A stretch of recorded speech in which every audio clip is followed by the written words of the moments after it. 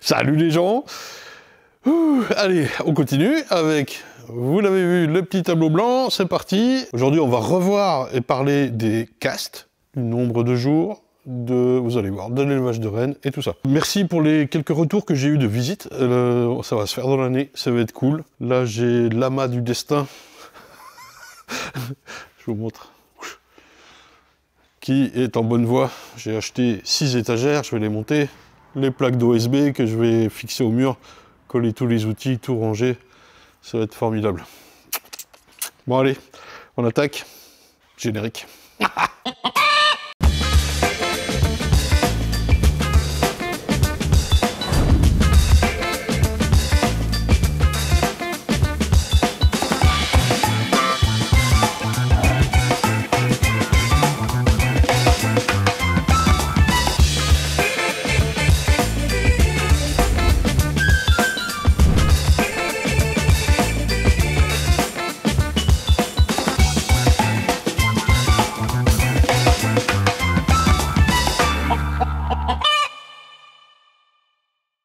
Allez, je me suis placé normalement, il n'y a pas trop de reflets. C'est vrai qu'il y a une belle journée aujourd'hui.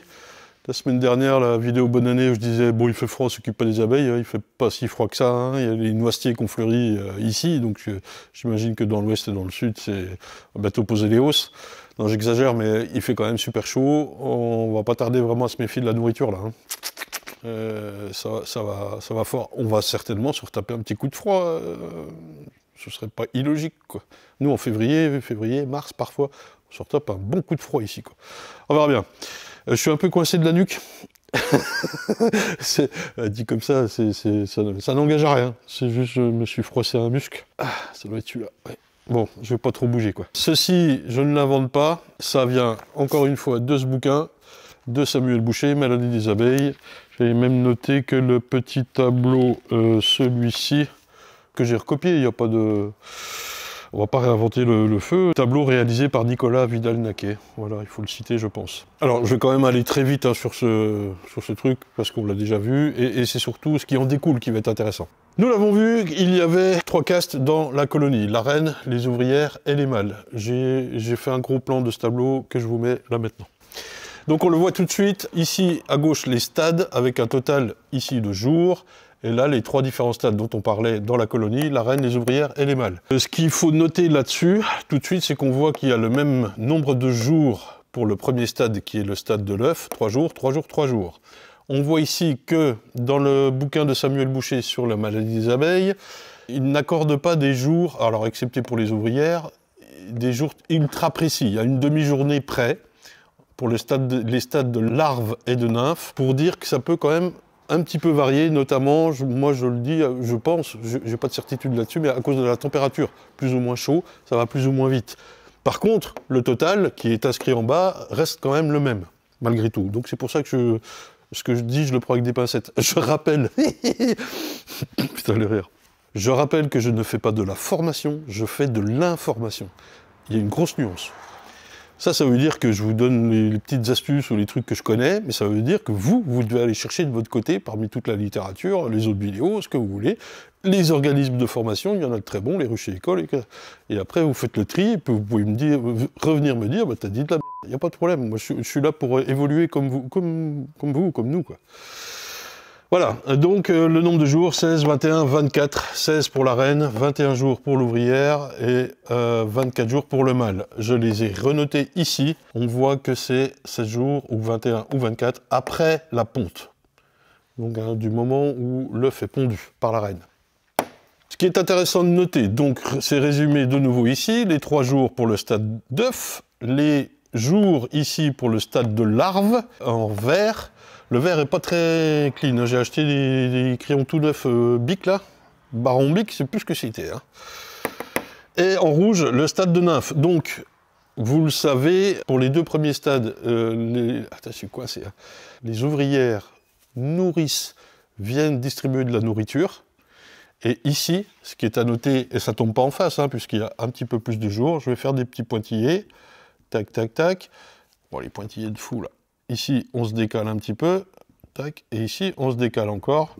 C'est le plus important, enfin, c'est pas le plus important, mais c'est l'operculation. Donc ici, il y a une opercule de cire qui est apposée et la larve se transforme en nymphe, jusqu'à ici à la fin, l'éclosion. On dit éclosion? Oui. Donc, on note que toute cette partie-là s'appelle couvain ouvert, et toute cette partie-là s'appelle, vous l'avez, couvain fermé. Ok? Ce qui est intéressant de voir là-dessus, écoutez, il n'y a pas 36 000 choses. On voit, voilà, les mâles c'est plus longtemps, les ouvrières il faut 21 jours, donc si vous ouvrez votre ruche et que vous voyez un beau carré de couvain d'œufs, eh bien vous savez que 21 jours plus tard, ça va vous donner autant d'abeilles. Ça c'est magnifique. N'importe quoi. Non, ce qui est important, et on va y revenir tout de suite, c'est, on l'a dit, quand est-ce que les ouvrières vont nourrir toutes ces œufs et larves, ok? Qu'est-ce qui arrive? Et à quel stade on va pouvoir faire des reines, c'est-à-dire prélever ici une jeune larve pour lui faire devenir une reine. Alors en l'occurrence, on va aller la prélever ici parce que c'est le même œuf à l'origine. Je vais m'occuper du monsieur, je reviens tout de suite. Ah, s'il faut que je sois ouvert le dimanche en plus, j'en peux plus quoi.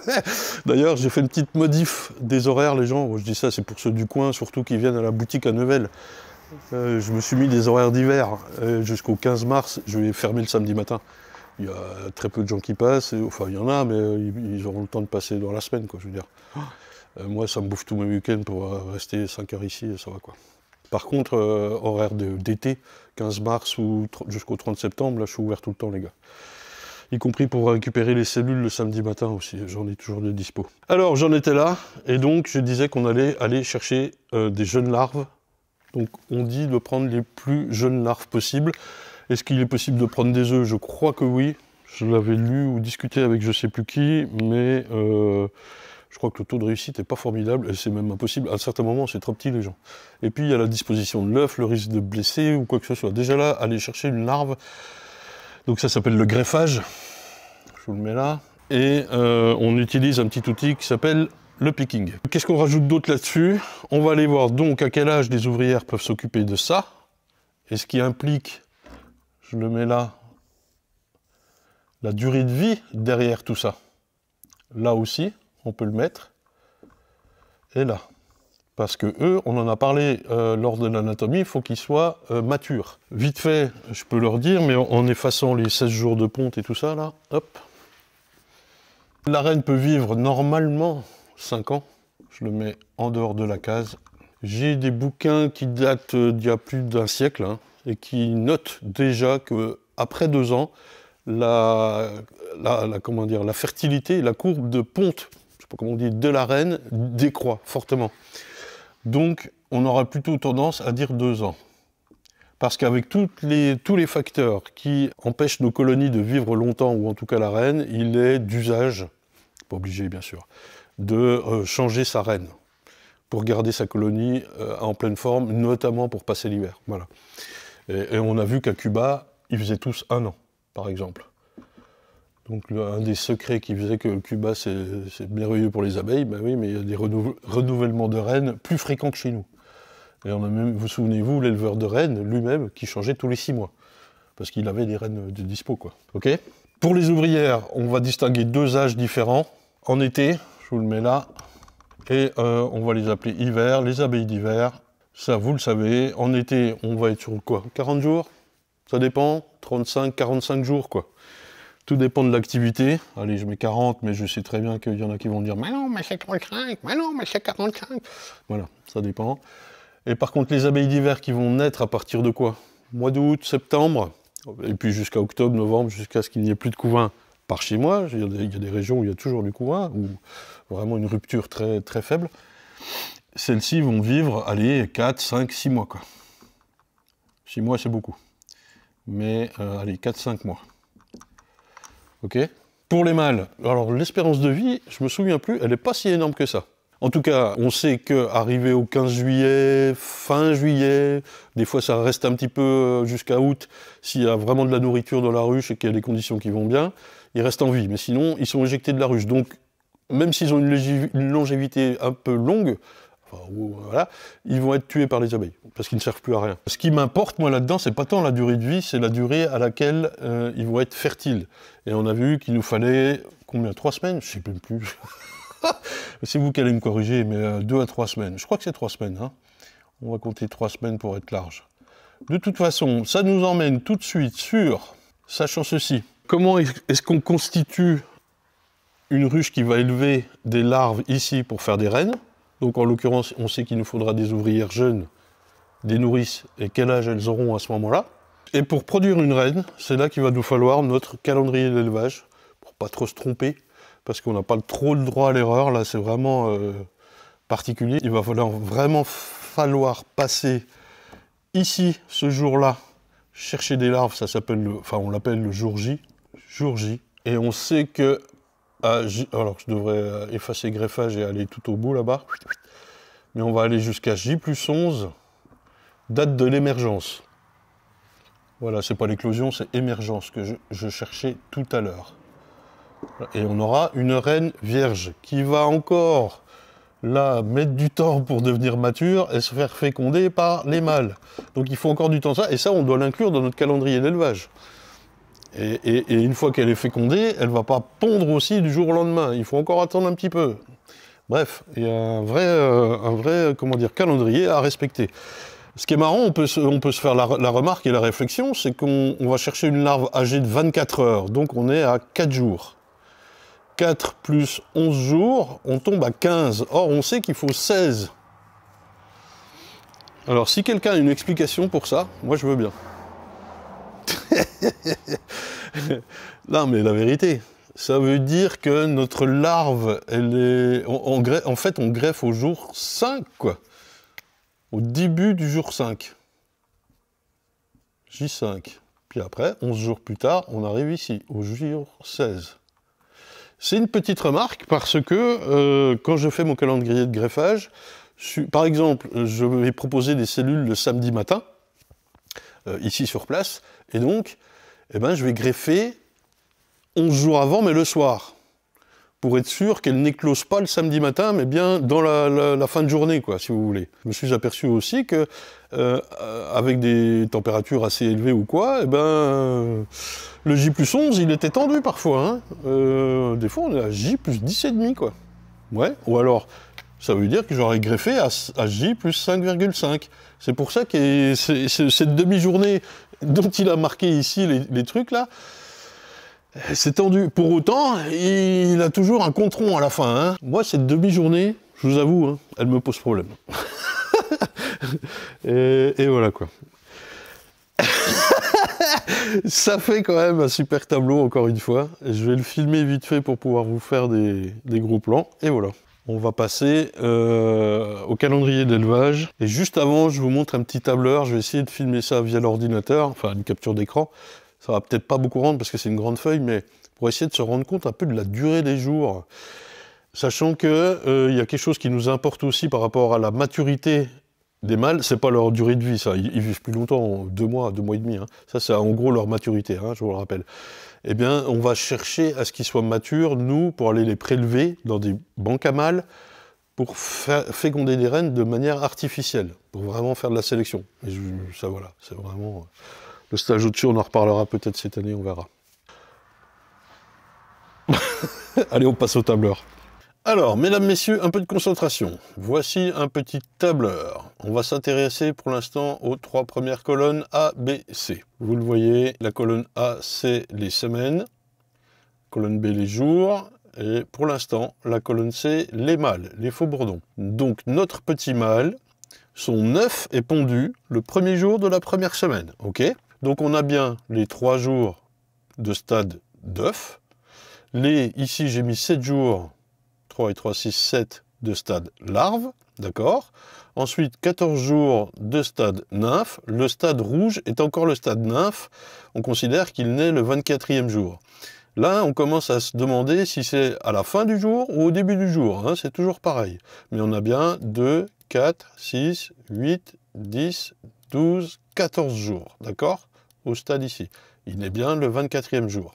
Donc en jaune, œuf, orange, larve, brun, nymphe, Et puis, bon, j'ai quand même marqué en rouge le jour de naissance. Ensuite, en bleu en dessous, vous avez le temps qu'ils deviennent matures. Voilà. Et on considère qu'au bout de 15 jours, j'ai dit 3 semaines tout à l'heure, c'est une connerie. Au bout de 15 jours, il est mature. Voilà.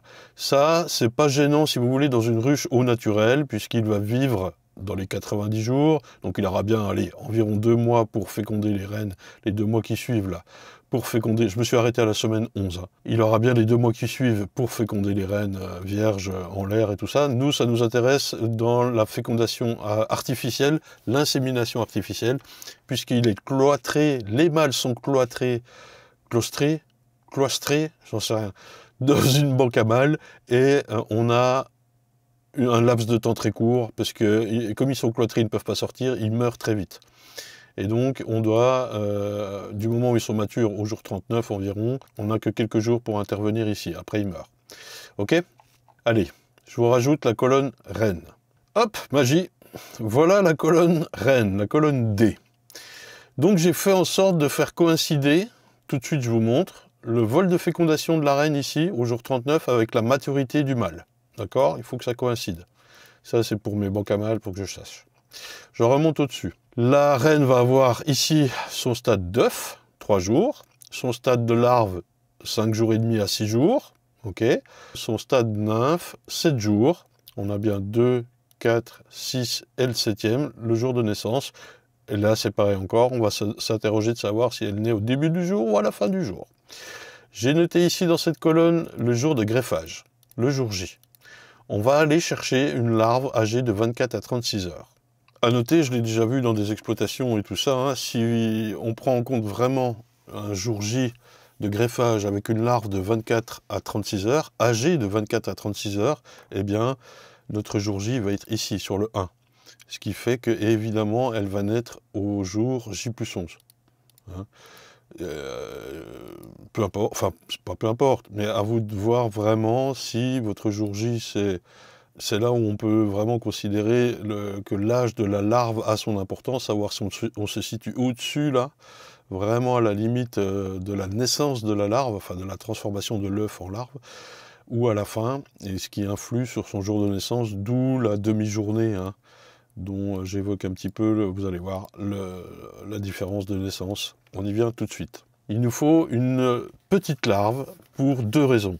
La première, c'est qu'elle soit tout de suite prise en charge par les abeilles nourricières, les nourrices, et qu'elle reçoive de la gelée royale. C'est très important pour devenir reine. Il n'y a que la reine qui va recevoir de la gelée royale uniquement pendant cette période-là.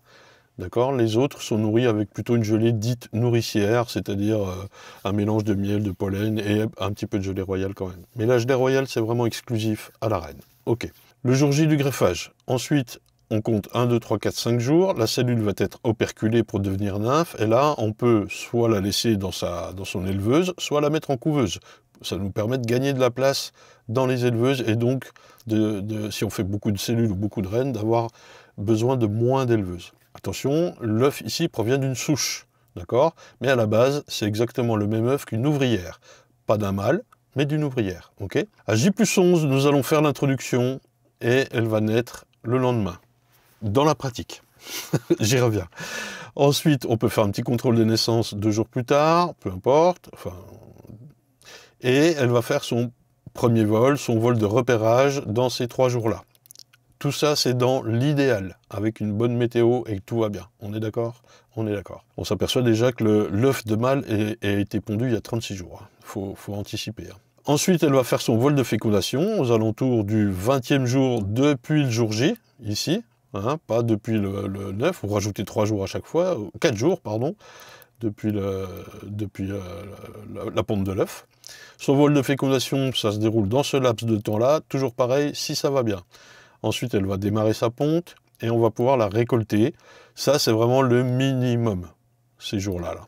Et j'aimerais bien, moi d'ailleurs, rajouter une semaine à tout ça, mais ça veut dire que j'ai une semaine de battement dans mes nucléés et de roulement. On va le voir. Alors, si on revient sur les jours de greffage, si jamais vous greffez plus gros, ce qui peut arriver, on ne sait jamais, je vais rajouter une petite colonne ici, à gauche. Alors, si vous greffez plus gros, vous allez prendre une larve qui sera à peu près de cette taille-là. C'est pour essayer de vous y faire imaginer. Elle sera plus grosse. Donc en fait, C'est comme si vous aviez votre jour J qui remonte dans le temps. Si je fais un copier-coller des 11 jours, voire des 12 jours de naissance, CTRL C, vous greffez une larve trop grosse de 1 jour. En fait, ça va arriver là. Et donc, votre reine va naître plus tôt. C'est pour ça aussi qu'il faut greffer plus petit. Parce que si vous prenez une larve plus grosse, eh bien vous gagnez des jours. Puisqu'elle a déjà, vous comprenez, 24 heures, voire plus, 48 heures d'avance. Et en plus, comme c'est un œuf d'ouvrière, enfin une larve d'ouvrière qu'on vient de prendre dans une souche, elle aura été nourrie, pas forcément qu'avec de la gelée royale pendant ces 2 jours-là. C'est ce ou ces 2 jours-là, enfin, ou tous les jours perdus parce que vous avez greffé trop gros. Donc il faut vraiment prendre des larves les plus petites possibles. Après, sur le jour de naissance, il arrive, je trouve, qu'on puisse avoir du J+10,5, s'il fait bien chaud ou quoi, ça m'est déjà arrivé. Ça veut dire que j'ai greffé trop gros aussi, hein. J+10, J+10,5, ça greffe trop gros. Ou alors j'en ai qui naissent là, à J+13. Ça m'est déjà arrivé. En couveuse, je les vois bien, je ne me suis pas servi des cellules, elles vont naître plus tard. Ça veut dire que j'ai greffé extrêmement petit. Il y a aussi la température de ça, dans la ruche, pas dans la couveuse, mais dans la ruche. On s'aperçoit que sur les cadres de greffage, aux extrémités, c'est moins chaud. Et donc, par exemple, s'il y a des cellules qui ne sont pas operculées à J+5, elles sont sur les extrémités des cadres d'élevage dans la ruche, quoi. Je vous en reparlerai de ça. Allez, j'efface cette colonne, mais pour vous dire qu'il faut faire attention à son greffage. Supprimer la colonne. On va, juste pour info, mettre la colonne des ouvrières maintenant. C'est toujours intéressant. La voilà. Hop. Donc, du moment où la reine a fait son vol de fécondation avec un mâle mature, enfin des mâles matures, rapidement, elle va se mettre à pondre, hein, dans les 48 heures environ. Ça, c'est vraiment dans l'idéal, hein, je vous dis. Hein, si elle commence à pondre à J+20, c'est beau. Hein. Je me suis pas gouré, oui, c'est ça. Et donc, on va avoir le premier œuf d'ouvrière qui va mettre ses 21 jours ici pour naître. Et donc, à J+42 par rapport au greffage, vous aurez la naissance de votre première ouvrière. J+61 par rapport au mâle.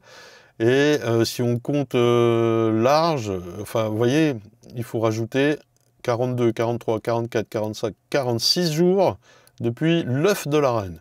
Ça met un sacré temps, sachant qu'en plus de son jour de naissance, l'abeille, elle va ici, on peut le nettoyer, tac.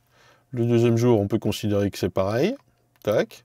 Et puis, ce qu'on cherche à avoir, nous, c'est des nourrices. A priori, on sera plus vers le jour 5, à vérifier aussi, nourrices. Voilà. Pour info, hein. Elle va commencer à butiner 20 jours plus tard. On sera à J+41. J'ai même pas, vous voyez, il faudrait que je descende ici encore, quoi. Voilà. Ici sont apparues les colonnes que je cachais encore. C'est pour la reine numéro 2. Si jamais, donc, dans mon nucléi, à J+32, j'ai fait ma récolte, eh bien, je peux introduire ma nouvelle cellule qui va naître le lendemain. Ça veut dire qu'il faut que je greffe à ce moment-là, pendant le vol de fécondation de la première reine, je dois avoir greffé ma seconde reine, etc., etc., etc. Voilà. Je vous fais un léger dézoom de tout ça pour se rendre compte. Allez, en 125%. Voilà. C'est pas très clair, c'est petit peut-être à l'écran, mais au moins ça vous montre un peu le délire de contrôler déjà pour faire des reines les bonnes dates ici, combien de temps ça va prendre pour faire des ouvrières qui vont prendre le relais lorsque vous avez une ruche qui se remère naturellement, si vous avez plusieurs nucléi qui sont en rotation, comment on fait pour gérer, comment dire, entre le moment de la récolte de la première reine, l'introduction de la deuxième, à quel moment je dois greffer, etc. Et si vous faites de l'insémination artificielle, vous rajoutez la colonne C, par laquelle j'ai démarré, c'est logique, pour prévoir les mâles matures au moment de fertilité, au moment du vol de fécondation des reines vierges. En l'occurrence, en assimilation artificielle, elle ne va pas faire de vol de fécondation, ce sera au labo. Voilà. Mais alors, sur les rôles, là, est-ce qu'on pourrait pas y revenir un petit peu? Eh oui, Jamy, parce que... ah, j'arrive même pas à le faire, c'est débile. Non, allez, je suis sérieux. J'aime bien la façon dont c'est sur les âges des abeilles et leur activité suivant leur âge, dont c'est résumé dans le bouquin de Samuel Boucher, Maladie des abeilles, puisque finalement il va distinguer 4 stades pour simplifier, et c'est vrai que on trouve des, comment dire, on trouve des, comment dire, des explications un petit peu plus compliquées, enfin, où ça suffit, quoi. C'est bien. Oh, ce qui est important de voir, c'est qu'à sa naissance, l'abeille, elle nettoie. Voilà, 1 ou 2 jours. Merde, j'ai effacé le N. Ensuite, oh, les 2 N, j'ai effacé. Ensuite, entre 3 et 10 jours de vie, elle va être nourrice, maçonne et ventileuse. Est-ce que c'est dans l'ordre? C'est pas très bien expliqué, mais...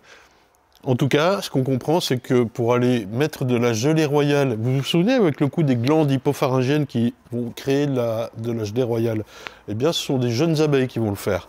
C'est pas des butineuses, hein, par exemple. Et donc, pour pouvoir élever des cellules royales, faire de nouvelles reines, il va nous falloir ces jeunes abeilles. Elles sont indispensables à ce moment-là de la ruche. Ensuite, manutentionnaire et gardienne, ben vous savez, c'est qu'il y a beaucoup déjà de choses à faire dans la ruche, à sécher le nectar, le transformer, le transporter, etc. etc. Il ne parle pas des cirières, mais c'est aussi, je crois, vers le 10e jour, 11e jour, 12e jour. Je vais vérifier ça, je vous le mets en bas, hein, si je dis des conneries. Là, je filme en live vite fait.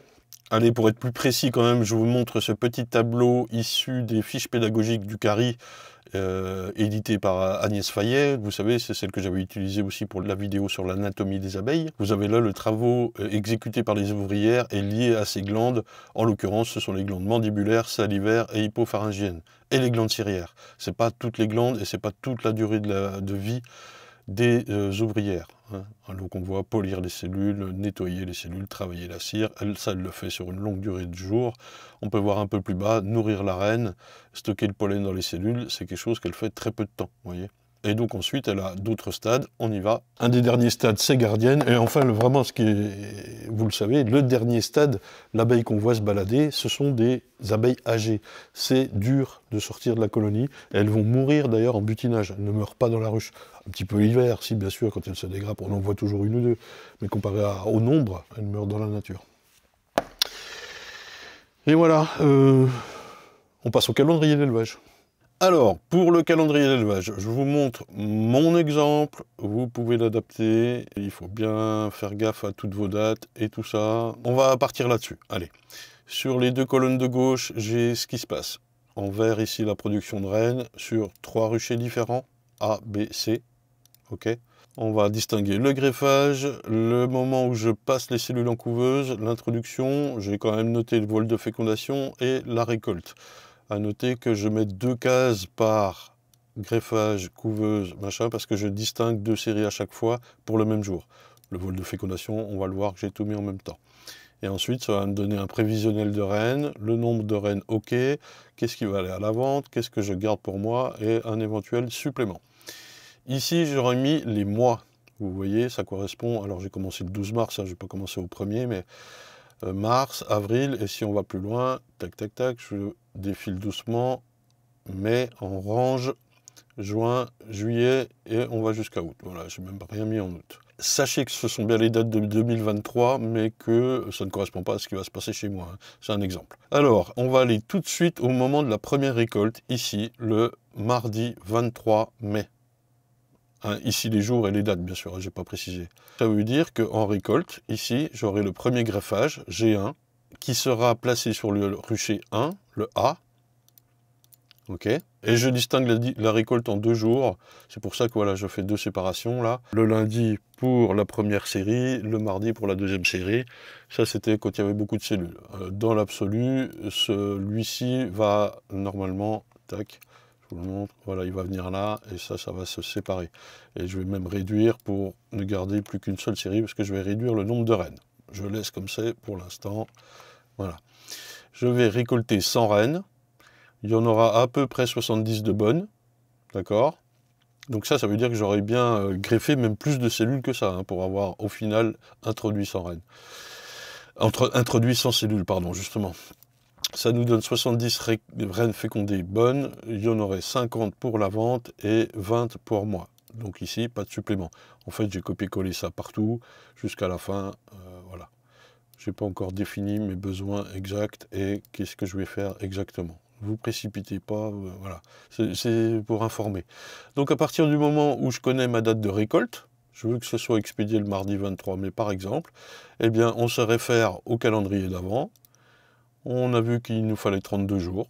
bah, je remonte dans le temps.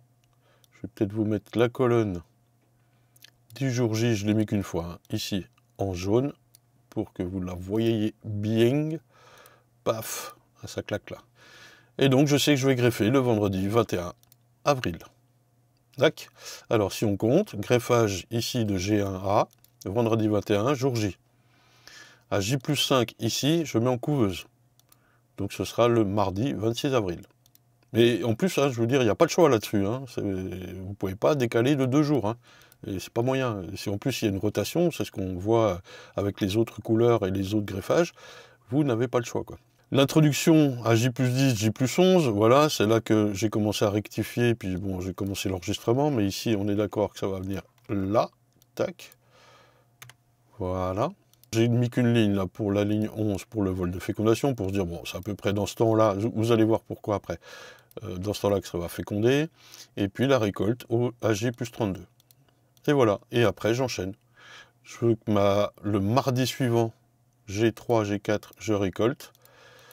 Ici, mes 100 rennes, enfin 70, et donc je fais mon rétro-planning pour venir voir quel jour je greffe.